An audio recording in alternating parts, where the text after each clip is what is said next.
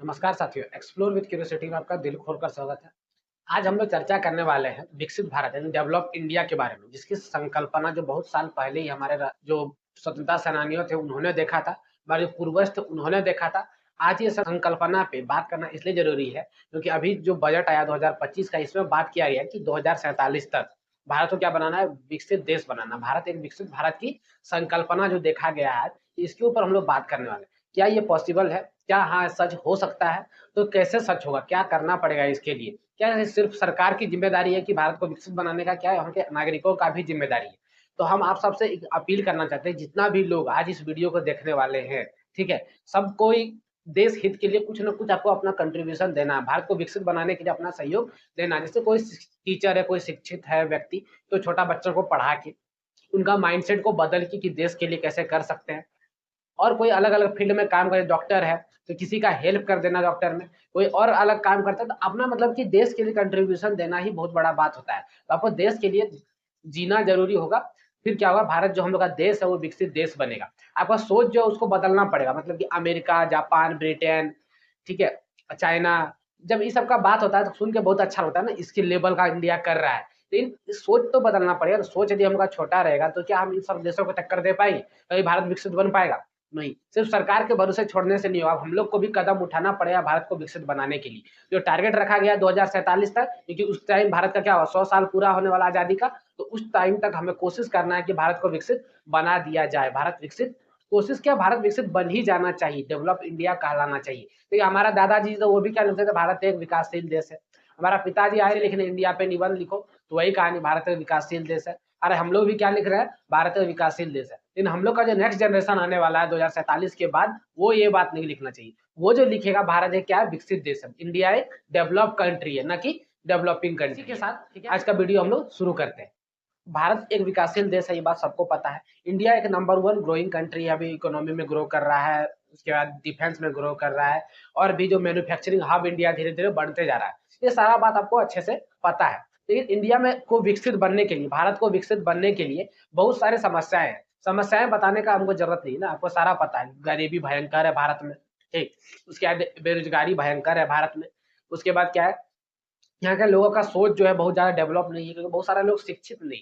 शिक्षित और साक्षर में थोड़ा डिफरेंस होता है। साक्षर मतलब इसको नाम लिखने आ गया है, शिक्षित मतलब जो अभी तक नाम लिख दिया गया, लेकिन ये थोड़ा-सा और ऊपर तक नहीं पहुँचे, इसका लेवल इंक्रीज़ नहीं हुआ। इसका मतलब ये नहीं कि सिर्फ नाम लिखने आ जाए, इसका मतलब कि थोड़ा-सा लेवल ऊपर होना चाहिए। आपका सोच आप समझ सको कि डिफेंस क्या होता है, फॉरेन पॉलिसी क्या होता है, इंडिया, भारत, डेवलपिंग, डेवलप, विकासशील, विकसित, सारा बात आपको समझ में आना चाहिए। तो फिर क्या, वो शिक्षित उस लेवल पे नहीं है, ठीक। दूसरा बात क्या है कि इंडिया में आपको आजीविका चलाने के लिए निर्भर रहना पड़ता है ना, कि आप जैसे अमेरिका में, वहाँ जनसंख्या बहुत कम, उसके ज़मीन एक-एक लोगों के पास बहुत-बहुत ज़्यादा है, तो उनको आजीविका के लिए टेंशन नहीं होता है। आप अपना आराम से खेत रोपते हैं, फसल उगाते हैं, और आराम से उसका जो लाइवलीहुड चलता है, वो आसानी से चल पाता है। लेकिन इंडिया में ये कंडीशन नहीं है। यहाँ पे आपको लाइवलीहुड चलाने के लिए राशन दुकान पे वही 5 किलो फ्री वाला राशन का सिस्टम चलता है।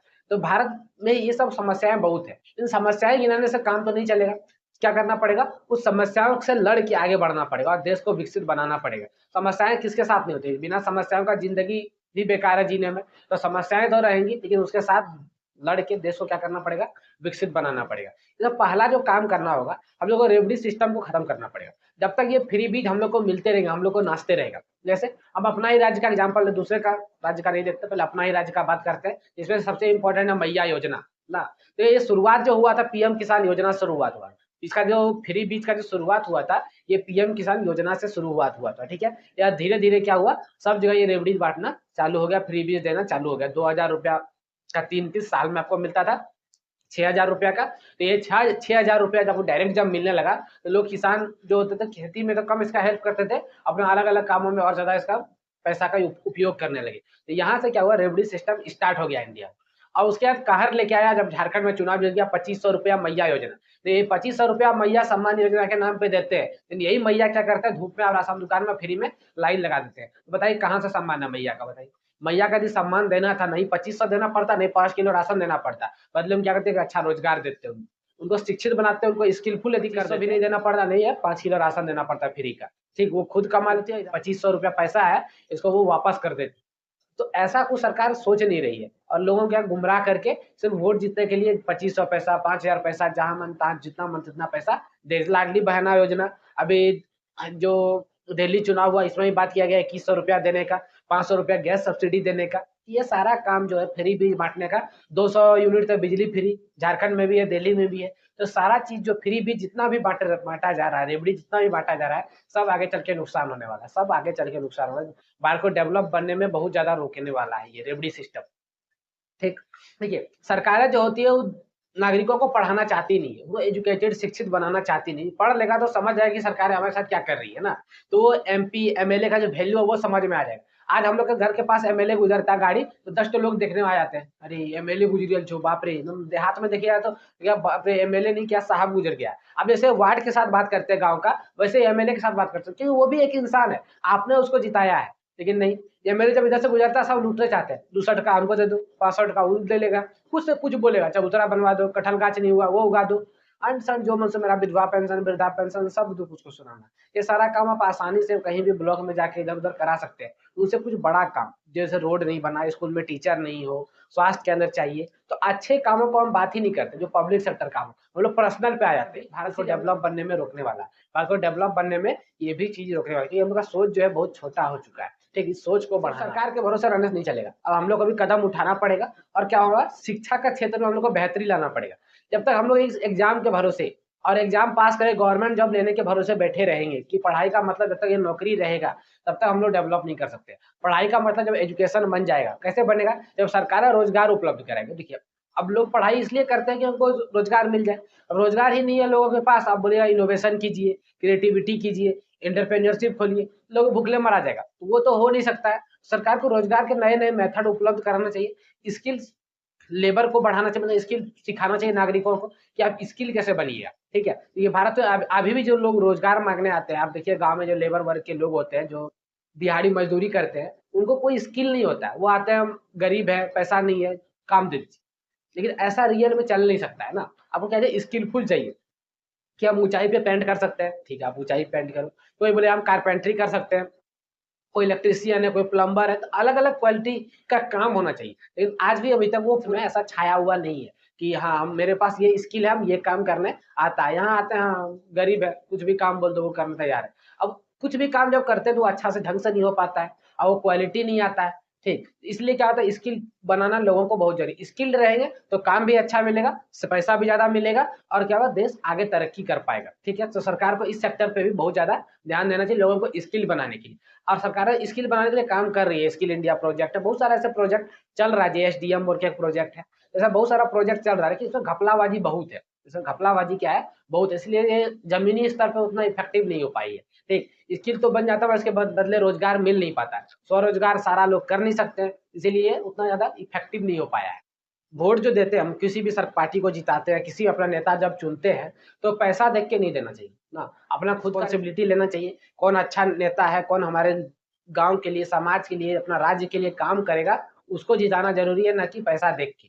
ठीक, आपको 500 रुपया एक बार वोट दे दे, फिर उसके सामने कभी आंख उठा के देख नहीं सकते, तो ये काम को भी बदलना पड़ेगा। तो भी क्या होगा, भारत तरक्की करने में आगे जाएगा, और भारत डेवलपिंग से डेवलप बनेगा। विकासशील से विकसित बनाने के लिए ये बहुत जरूरी है कि वो वोट जो है वो सोच समझ के देना चाहिए। शिक्षा पे हम लोग बात कर चुके, वोट पे बात कर चुके, और उससे पहले अपने खुद के ऊपर जो जिम्मेदारी लेने का बात था ये भी कर चुके। तो इंडिया तब डेवलप बनना बहुत तेजी से आगे बढ़ेगा। इसमें सबसे इंपॉर्टेंट जो रोल हम लोग को पीछे करता है वो कर रहा है करप्शन। करप्शन हम लोग का रगों में घुस चुका है। ठीक है, हम सिर्फ सरकार को या फिर ऑफिसर रैंक का आदमी को या फिर सरकारी आदमी को ही दोष देते हैं, लेकिन ऐसा बात नहीं है। जो करप्शन है ये हम लोगों का, जो नागरिक है भारत का, हर रगों में मतलब घुसा हुआ है कि करप्शन करना है। आप जाइए कहीं पे कोई काम कर नहीं हो रहा है तो दूसरा में मेरा आगे करा, तो लोगों को आदत हो गया जल्दी का। ठीक है, और ये करप्शन एक से शुरू होता है, बाकी सब में फैल जाता है। जब तक आप ईमानदार रहिएगा, लोग आपसे थोड़ा दूरी बना के रखेंगे कि एक बार तो करप्शन करो, फिर सब आपके ऊपर चढ़ जाएगा ना। हाँ, ये भी हम लोग के कैटेगरी में है। तो ऐसा नहीं, ईमानदारी का आपको चोला पहन के नहीं रहना है, रियल में आप जैसे हैं वैसे रहिए, लेकिन हाँ ईमानदार रहिए। ईमानदार रहिएगा तो देश में क्या होगा, आपका एक नाम लिया जाएगा कि हाँ ये आदमी ईमानदार था। ठीक है, तो ईमानदार जब आप है तो क्या आपका आसपास में उसका एग्जाम्पल सेट कर कीजिएगा।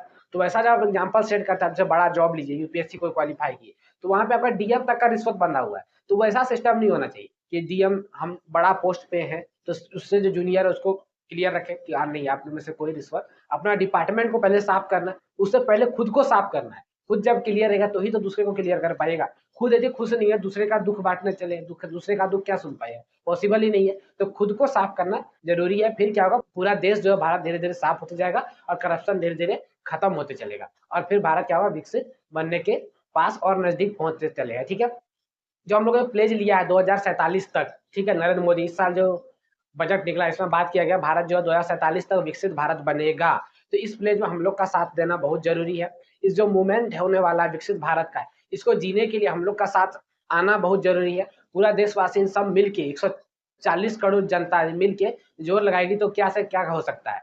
ठीक, तो पूरी शिद्दत के साथ भारत को विकसित बनाने का सोच के साथ दिन रात आपको मेहनत करना है और भारत को विकसित बनाना है। तो आज के लिए इतना ही रखते हैं, तब तक के लिए धन्यवाद।